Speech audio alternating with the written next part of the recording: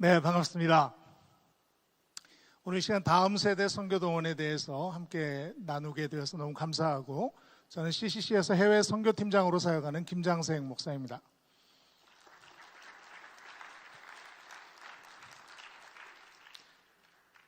네, 이 시간이 가장 중요한, 이 앵커의 대회 중에 가장 중요한 시간임을 믿으시길 바랍니다. 다른 많은 트랙에서 많은 말씀들을 하셨어도 다음 세대가 이 유업들, 선교의 유업들을 이어가지 않으면 아무 일도 일어나지 않을 것입니다. 그런 면에서 이 다음 세대의 선교 동원은 앵커의 대회 중에서도 가장 중요한 이슈로 우리가 다루어야 될 내용이다 하는 생각을 해봅니다. 다음 세대를 생각하면서 우리 많이 놀랐습니다. 다음 세대가 선교에 동원되지 않고 있어. 다음 세대가 줄어들고 있어. 하는 그 위기감을 가지고 계십니다. 제가 보니까요, 그 이유가 바로 이 도표 때문에 그런 것 같아요. 1994년도에는 20대, 30대 선교사님들의 숫자가 약 70%였습니다. 그러던 것이 점점 줄어들기 시작해서 40대 선교사님 수마저도 줄어들면서 2022년에는 20대 선교사는 1%도 되지 않고 30대 선교사까지 합해서 8% 정도밖에 되지 않는 숫자가 되었습니다. 이것을 보면서 젊은이들이 다 줄어들었구나, 젊은 사람들이 이제 선교에 나가지 않는구나 하는 생각들을 하면서 우리는 굉장히 위기감을 느끼고 있습니다. 반은 맞고 반은 틀린 상황입니다. 저 오늘 여러분들에게 다음 세대 어렵습니다, 힘듭니다, 열심히 해야 됩니다, 이 얘기보다는 여러분들 아직 우리에게 희망이 있습니다, 잘 되고 있습니다 하는 얘기를 여러분과 나누고 싶습니다. 일단 이렇게 숫자가 줄어든 것에는요, 출생 인구가 줄었습니다. 1970년에 태어난 사람들이 100만 명인데 반해서 2000년에 태어난 사람들은 64만 명에 불과합니다. 인구가 많이 줄어들었습니다. 그래서 제가 비교를 한번 해봤습니다. 20대, 30대 선교사를 합하면 1994년에는 2290명, 100으로 생각했을 때 2020년엔 64밖에 되어지지 않습니다. 그것을 이 숫자로 계산을 해보면 2020년에 22년에 1772명이 나갔다는 얘기는 1994년보다 121%가 더 나갔다. 인구수 대비 해서는 더 많이 보내고 있다라는 계산이 가능합니다. 그 다음에 탈종교화 현상은 기독교뿐만 아니라 모든 종교에서 일어나고 있는 현상입니다. 이 탈종교화 현상을 여러 해 동안 이렇게 리서치를 해보면 지난 10여 년 동안 기독교의 청년 수는 17.2%에서 14.5%로 카톨릭이나 불교에 비해서 어느 정도 양호한 수준을 유지하고 있다. 그렇게 심각한 탈종교화 현상이 일어나진 않았다라는 것을 하나 또 볼 수 있습니다. 그리고 기독 대학생들이 해외 선교에 대한 굉장히 강렬한 열정이 있습니다. 할렐루야.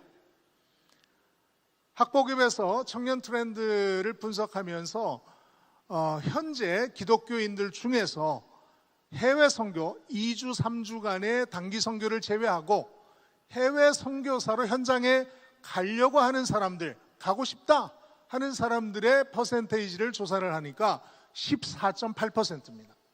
19.1%는 나는 후원을 하겠습니다. 14.8%는 나는 현장으로 가겠습니다. 할렐루야. 우리에게는 아직 14.8%라는 청년들이, 기독교인들 중에 14.8%가 해외 선교에 대한 적극적인 마음을 가지고 있는 것을 볼 수가 있습니다. 제가 또 이것을 또 계산해 봤습니다. 몇 명이나 될까? 일단 20대 인구수만 계산을 해보니까요, 5월달 현재 20대 인구수는 약 630만 정도 됩니다. 그 중에 14.5%가 개신교인이고, 그러면 약 91만 명 정도 되고요.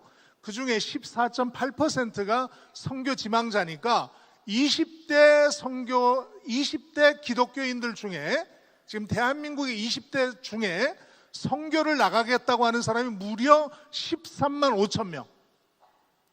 30대도 수가 비슷해요. 그러니까 30대까지 하면 우리에게는 70만 명의 선교 지망생들이 있습니다.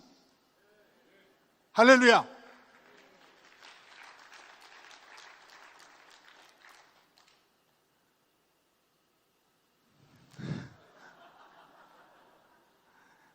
우리에겐 아직 13만 5천 명, 우리에겐 30대까지 포함하면 약 30만 명의 선교 지망생들이 우리에게 있습니다.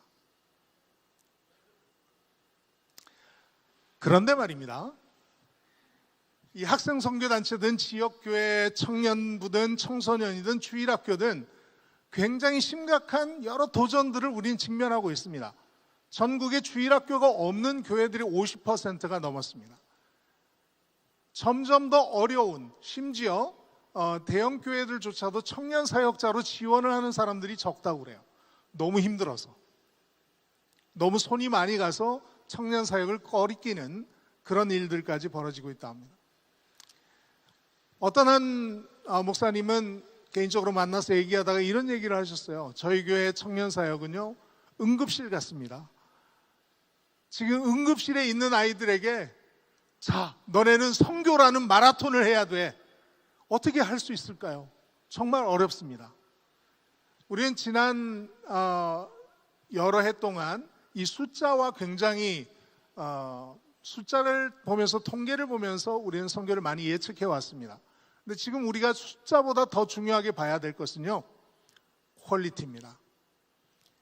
청년들이 그 많은 숫자가 있지만 그러나 퀄리티가 예전과 많이 다르다, 상황들이 많이 바뀌었다 하는 것입니다. 저희가 몇 달 동안 다음 세대 선교 동원을 어떻게 하면 더 활성화할 것이냐에 대한 고민을 했습니다.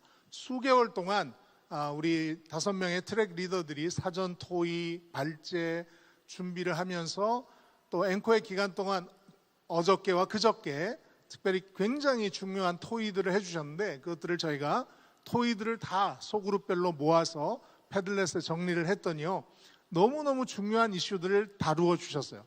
그래서 제가 원래 하려고 했던 강의들을 조금 수정해서 이 의견들을 다시 모아서 오늘 다음 세대 선교동원 활성화를 위해서 우리는 한 6가지 정도의 역할을 좀 해야 되겠다 하는 생각을 합니다. 같이 한번 하나씩 읽어보겠습니다. 하나, 둘, 셋. 네, 그래 갖고는 돌아가기 어려울 것 같습니다. 다시 한번 좀 더 세게. 하나, 둘, 셋. 네, 교회가 본질에서 벗어났다는 얘기는 굉장히 오랫동안 많은 분들에 의해서 얘기가 되고 있습니다. 토저 목사님도 그런 얘기 하셨고요. 그 다음에 잊혀진 교회 길이라는 앨런 허쉬라는 선교학자도 이런 얘기를 하셨고, 랄프 윈터도 우리 선교 잘못됐다 하는 얘기도 하셨습니다. 미국 상원의 채플린이었던 리차드 헐버슨 목사님은 이런 얘기를 했습니다. 초대교회는 살아계신 그리스도를 중심으로 한 남녀가 교제하는 모임이었습니다. 이 교회는 그리스로 옮겨가 철학이 되었고, 로마로 옮겨가서는 제도가 되었습니다. 그리고 유럽으로 옮겨간 교회는 문화가 되었고, 미국에 와서는 마침내 기업이 되었습니다. 어느 영화 감독은 여기에다 한 문장을 더했습니다. 한국으로 와서는 대기업이 되었습니다. 청년들이 교회에서 빠져나가고 있습니다. 선교 동원을 얘기하기 전에 우리는 청년들이 있는 이 풀을 먼저 생각해야 되는데, 이 교회에서 청년들이 점점 이탈이 되고 있다는 것이 가장 심각합니다. 그래서 이 이탈되는 것을 막고 청년들을 다시 교회로 불러들여야 우리는 이 청년 선교 동원을 성공적으로 해낼 수 있겠다라는 고민을 하면서요, 청년들이 교회를 이탈하는 가장 큰 요인은 목회자의 실망했다, 교회의 비상식적인 모습이다, 청년들에 대해서 이해하지 못한다, 이런 이야기들이었습니다. 그리고 저희 그룹에서 트랙에서 나왔던 이야기들을 다 종합을 해봤는데요, 한국교회 청년들에게 비전이 없는 것이 아니라 지금 보니까 한국교회에 비전이 없다. 한국교회가 선교적 비전을 청년들에게 제시해 주느냐, 주고 있느냐. 영적인 갱신과 십자가의 중심이 된 그런 공동체가 정말 교회다운 교회가 되고 있느냐 하는 것에 대한 많은 분들의 안타까운 마음이 모아졌습니다. 그래서 이렇게 한번 정리를 해봤습니다. 어떻게 하면 될까? 같이 한번 읽겠습니다. 시작.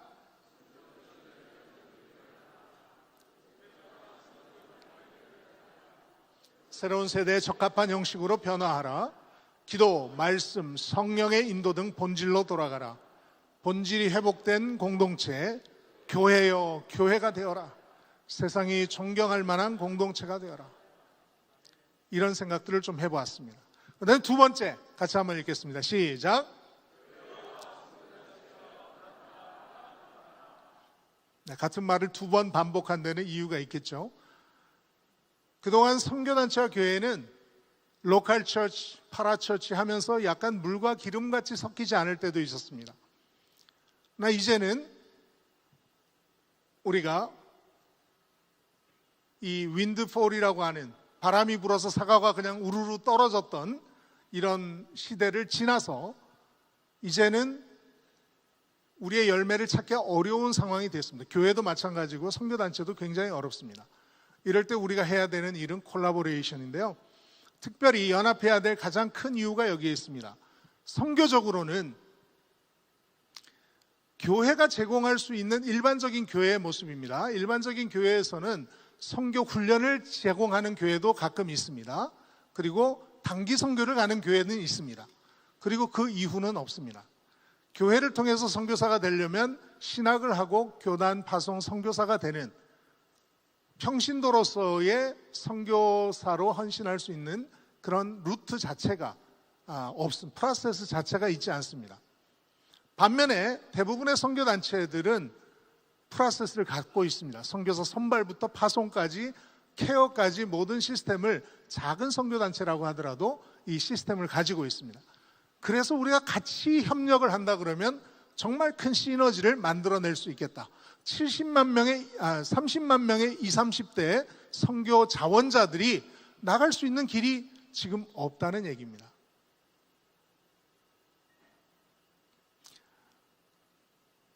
교회와 선교단체의 연합이 필요합니다. 긴밀한 협력이 필요합니다. 교육이 필요한 교회들과 교육할 대상을 찾고 있는 선교단체의 연결들이 필요합니다. 헌신하겠다는 생각은 있지만 정보가 없는 이 젊은이들을 향해서 우리는 함께 협력하는 모습을 보여줘야겠습니다. 같이 한번 읽어보겠습니다. 시작. 연합은 서로가 서로를 살리는 길이다. 선교적 비전과 실행 방법이 함께 가야 한다. 다음 세대가 선교의 자리로 갈 수 있도록 교회가 길막이 아닌 대로가 되어야 한다. 세 번째입니다. 같이 한번 읽겠습니다. 시작. 다음 세대 문화를 배우고 수용하라. 자, 영어 번역을 뭐라고 할까 생각하다 understand 라고 썼는데 understand는 어떤 것을 밑에 서는 겁니다. 이들을 이해하기 위해서 우리는 낮은 자세로 이들을 바라보면서 이들을 배우고 이해하려는 노력을 해야 할 줄로 믿습니다. 우리는 M4 세대라고 흔히 결혼도 포기하고 연애도 포기하고 취업도 포기하고 출산도 포기하고 뭐 다 포기한 이런 세대를 젊은 세대라고 이해를 하는 경향이 있습니다. 이거는 근데 기성세대가 하는 얘기예요. 기성세대 입장에서 보니까 다 포기한 것 같아요. 그런데 젊은 세대는 뭐라 그러냐면 우린 포기한 거 아니에요. 우리는 거부하는 겁니다. 우리는 그것이 저에게 부적절하기 때문에 거부하는 겁니다 라고 말하고 있습니다. 여러분 얼마나 여기에 갓생, 켈박, 전매추, 우다누 왜요? 이런 말씀들 이런 거 여러분도 알고 계시나요? 이게 최신 신조어입니다. 요거 12문제인데 10문제 이상 맞추시면 인정합니다. 여러분 다 이해하는 걸로. 저도 해보니까 절반밖에 안 되겠더라고요. 지금 세대들은 빠르게 변해가고 있고 지금 세대들은 어느 때보다도 새로운 문화 속에 살고 있습니다. MZ세대의 특징들을 다양성이나 여가를 중시한다거나 가치 기반의 소비를 한다거나 자기중심적이거나 재미를 추구한다거나 또 디지털 네이티브다 하는 여러 가지 특징들로 MZ세대들을 우리가 이해하려고 노력하고 있습니다. 그러나 그것은 보여지는 현상이고요. 그것 이면에 훨씬 더 많은 그들의 상실감, 그들의 어려움, 그들이 직면하고 있는 그런 두려움들, 우린 거기까지 깊은 단계까지 이해가 필요하겠다 하는 생각이 들어집니다. 네, 펭수도 사장님이 친구 같아야 회사도 잘 된다. 네, 그러는데 사장님 중에 친구 같은 사장님이 얼마나 될까요? 청년들의 목소리를 들어야 되고 그들의 문화를 이해해야 합니다. 어떤 분은 이렇게 얘기를 했습니다. 청년들 느끼는 경제적 심리적 압박, 그들의 상실감과 박탈감을 이해하지 못하면 라떼와 꼰대가 될 수밖에 없다. 소통해야 되고요. 청년 세대에 대한 폭넓은 이해가 필요합니다. 같이 한번 읽겠습니다. 시작.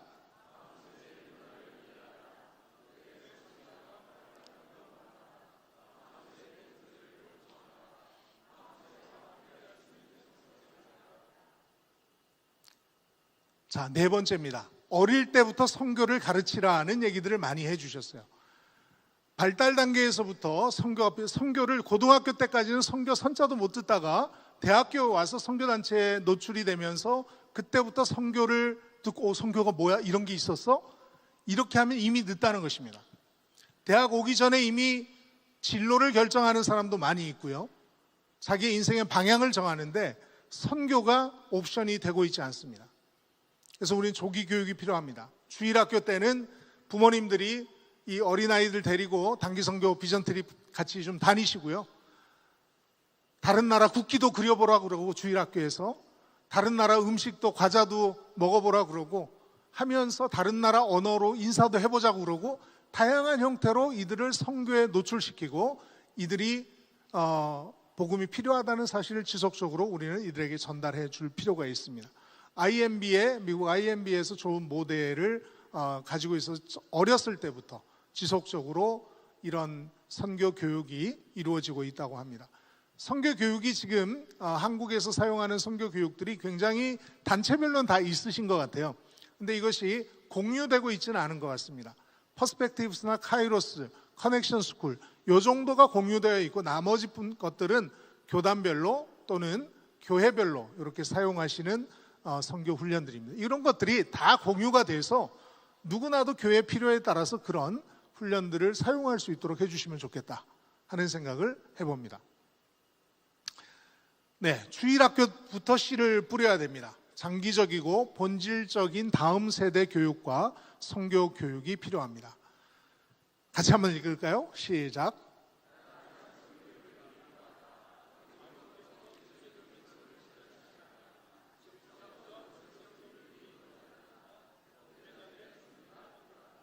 네, 이런 대안들을 저희가 고민을 좀 해봤습니다.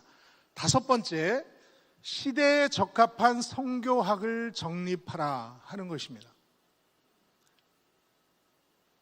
선교학은 그동안 여러 형태로 계속 발전이 되어 왔습니다. 지금 시대에 우리는 어떤 선교를 해야 되는가? 풀뿌리 선교, 저는 굉장히 큰 임팩트를 받았습니다. 그동안 우리가 풀타임 선교사님들, 전문가 집단에 의해서 하던 전임 사역자들에 의해서 진행되던 선교가 모든 사람들이 선교하는, 일반 성도들이 선교에 참여하는 형태가 될 수 있도록 우리는 바꿔야 될 것입니다. 선교의 영역도 지금 굉장히 넓어지고 있습니다. 타문화권에서 제자를 만들던 모든 족속으로 제자를 삼으라 하는 그 말씀에 입각한 어떤 그런 것들을 선교라고 인식하던 시점에서 이제는 선교의 폭이 굉장히 총체적 선교로 다변화되었습니다. 이런 변화하고 있는 선교의 방향 속에 우리는 선교학이 정립이 되어 있는가 고민을 좀 해야 할 것 같습니다. 이런 문제들을 얘기를 해주셨어요. 선교적 교회는 교회를 갱신하는 개념으로 선교를 통해 교회를 새롭게 한다는 의미라서 정작 선교에 도움이 되지 않는다. 미셔널 라이프를 강조하다 보니까 진짜 해외 선교 타문화권 파송은 이루어지지 않고 있다. 오히려 약화되고 있다 하는 이런 평가들을 하고 있습니다. 이런 변화하고 있는 주제들에 대해서 우리는 방향성을 여기에 계신 분들이 다 선교 전문가들이시니까 우리가 여기에 대한 분명한 입장 정리를 좀 해야 할 것 같습니다. 풍선 효과라는 것이 있습니다. 한쪽을 누르면 다른 쪽이 튀어나오게 되어 있죠. 일상에서의 미셔널 라이프를 강조하니까 반대급부로 해외 선교, 그럼 나 해외 나가지 않아도 되겠네? 난 미셔널 라이프를 살면 돼 라고 하면서 좀 더 쉬운 헌신을 선택하는 경향도 있습니다. 지상 대위임령은 모든 족속으로 가서 제자를 삼는 것은 아직도 우리에게 최우선의 순위인가? 우리가 다시 한번 신학적으로 또 선교학적으로 정립이 필요하다 하는 생각을 해봅니다. 선교계 리더들이 한국교회 선교 방향성을 제시해 주셔야 합니다. 80세계 복음화 대성회 때 10만 선교사를 파송합시다 라든지 어떤 한국교회가 공유할 수 있는 선교적 비전이 우리에게 필요합니다. 선교의 개념 확장에 대한 입장 정리가 필요합니다. 모든 것이 선교면 과연 모든 것이 선교일까? 선교적 삶과 선교를 조화시키는 선교학적 해석이 필요하겠습니다. 자, 마지막으로 6번째입니다. 같이 한번 읽겠습니다. 시작.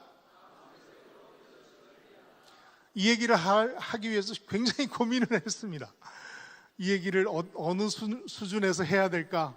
강대웅 총장님도 젊은 세대들을 여기에 다음 세대들을 이 자리에 초대하기 위해 굉장히 고군분투하셨다는 말씀을 하셨는데요. 어떤 면에서는 우리가 여기에 계신 저와 여러분이 우리 후배들의 길을 막고 있지는 않은가? 그들에게 가야 될 기회를 우리가 쓰고 있지는 않는가 하는 것을 한번 돌아보면 좋겠습니다.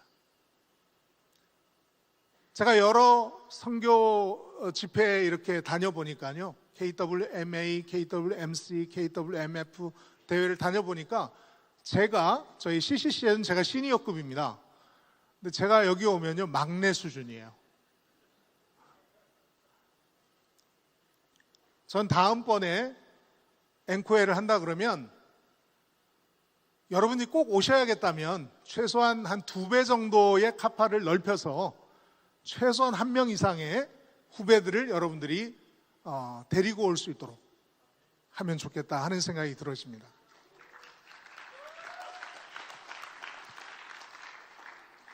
이런 말씀을 주셨어요. 예전에는 꿈꾸면 자리가 많이 있었다. 그러나 지금은 꿈을 꿔도 자리가 없다. 어른들이 좋은 자리를 다 쥐고 청년들에게는 부스러기만 떨구는 것 같아. 어른들이 먼저 반성하고 좋은 것을 내어주는 것이 있어야 청년들에게 기회가 주어지지 않을까. 기성세대가 재정은 되고 청년들이 알아서 하도록 자리를 내어주자. 할렐루야. 지금 이 시대가 변했는데요. 우리는 이 시대를 읽지 못하는 많은 기성세대들이 있습니다. 시대를 읽지 못하면서 이 시대를 이끌고 가려고 하는 것 자체가 모순이 아닐까 하는 생각을 하면서 이 시대를 분명히 이해하고 있는 젊은 세대에게 바톤을 넘겨야 되겠다. 다음 세대에게 리더십의 자리를 내어주십시다. 다음 세대를 더 이상 사역의 대상으로 보지 않기를 바라고요. 신뢰하고 존중해주고 기성세대는 안전한 울타리, 조력자의 역할, 지지자의 역할을 할 수 있기를 바랍니다. 코이라는 물고기가 있습니다. 번역하면 비단잉어입니다. 이 비단잉어는 작은 어항에 기르면 한 5cm에서 8cm 정도 자란답니다. 근데 이 녀석을 연못에다 집어넣으면 한 25cm까지도 자란대요. 근데 한번 제가 본 적이 있는데 이만한 금붕어를 낚시해서 들고 있는 사진을 본 적이 있습니다. 강에 풀어놓으면 120cm까지 자란다고 합니다. 오늘날 우리 청년들에게 마음껏 일할 수 있는 문을 우리가 저와 여러분들이 만들어줘야 하지 않을까요? 이 6가지를 제가 보니까 2가지는 지역교회에서 조금 더 관심 있게 팔로우업을 해주셔야 될 영역이고 2가지는 선교단체가 조금 더 팔로우업을 해주셔야 되고 2가지는 같이 교회와 선교단체가 함께 팔로우업을 해야 될 영역이라고 생각이 들어집니다. 앞으로 이 앵코의 이후에도 지속적으로 또 저와 여러분이 한국 선교가 다음 세대가 더 많은 다음 세대가 주님의 복음을 들고 땅끝까지 갈 수 있도록 하는 일에 함께 머리를 맞대고 함께 기도할 수 있기를 간절히 바랍니다. 감사합니다.